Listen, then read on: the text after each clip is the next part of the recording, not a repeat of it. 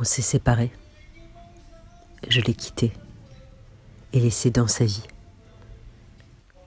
en m'assurant qu'elle allait pouvoir repartir sur cette grande esplanade cabossée qu'on a chacun, de vivre une vie. Elle s'est retournée 3 fois comme on faisait souvent, d'un au revoir en plusieurs temps de nuque symétrique en arrière. Je devinais la douloureuse force d'arrache que ça allait faire cette fois-ci, comme souvent je le savais aussi. Ces dernières nuques plus persévérantes que moi ne me trouvaient plus, se déhancher pour heurter le vide alors exceptionnellement. C'est moi qui suis resté immobile et tourné vers elle et qui les regardais partir. 3-4 fois se retourner, disparaître à un moment, au dernier virage dans mes yeux. Je suis resté un peu là après, moi aussi dans ma vie, sous le ciel débutant de mars, le grand supermarché derrière moi, le rond-point en voiture devant. Elle devait être arrivée à la gare, montée dans le train, et j'espérais que sa vie la récupère, comme ces grands draps de pique-nique en fin de sandwich avant de plier 4 adultes tirent au coin pour faire sauter dessus les enfants. J'espérais que sa vie soit là, que ses amis soient là, l'écriture et ses amis, le soleil, l'écriture et ses amis, un peu la foi, que la ville et sa famille soient là, que le travail, l'écriture, ses amis, l'été bientôt soient là, que l'écriture reste une fois que je serai parti. L'écriture pas comme quelque chose qui l'aiderait, mais au moins comme, disons, raison si pas de vivre, au moins de poursuivre l'élan. J'espérais que sa vie et l'écriture soient là, qu'on me retrouve après une sieste très longue, un peu maladive, sa pièce, mur par mur, clin d'œil hagard par clin d'œil hébété.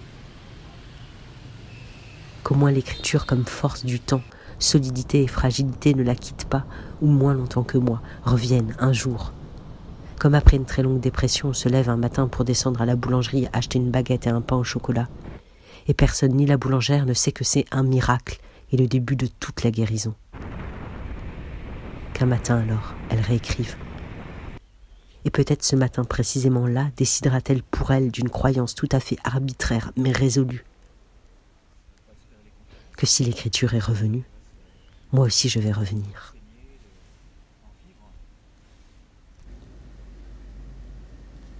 Je rencontre à nouveau les heures miroirs ces derniers temps.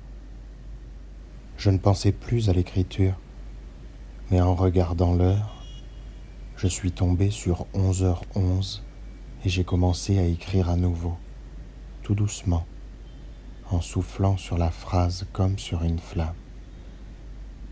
Je ne cherche pas à l'éteindre, au contraire, je souffle dessus dans l'espoir qu'elle embrase la page, le livre à venir, la bibliothèque, tout l'appartement, que l'incendie se propage et fasse tout disparaître, le plancher, les meubles, les murs, les moindres recoins poussiéreux.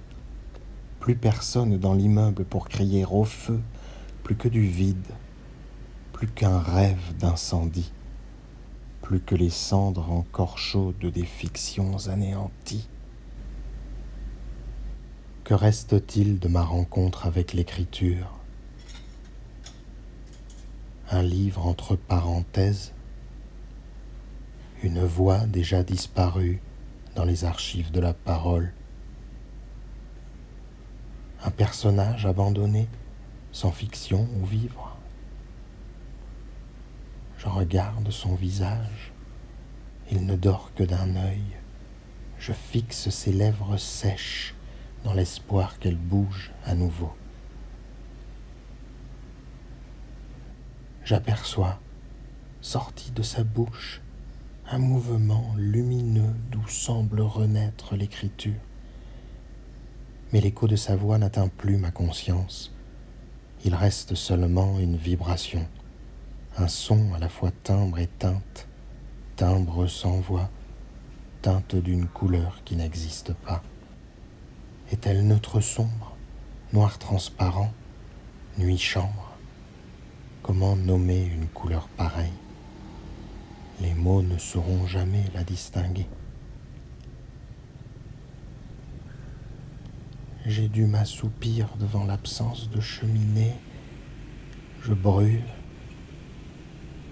Regarde mon silence prendre feu. L'aveu est un brasier qu'il faut traverser si je veux prétendre écrire. Je suis sans posture, n'occupe aucune position, n'incarne aucun pronom.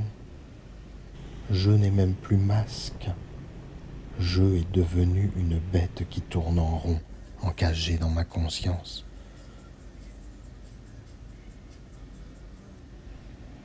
Ça ne soulage de rien, écrire. Ça ne procure aucune satisfaction. Écrire, c'est être profondément concentré sur sa distraction. Rien de plus. L'écriture avance sans se retourner, comme le temps. Elle ne revient même plus sur les fautes d'orthographe, elles aussi appartiennent à son mouvement, elle file comme une moto. Le doigt avance sur le clavier, parfois il me trompe.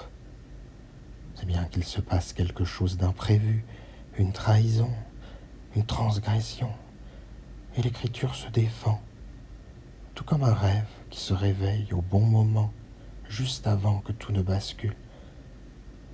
Si j'étais allé jusqu'au bout de son effroi, je ne serais peut-être plus le même aujourd'hui.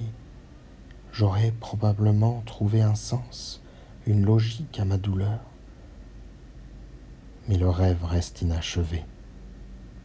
Suis-je condamné à m'embrouiller dans ce puzzle de bribes en désordre?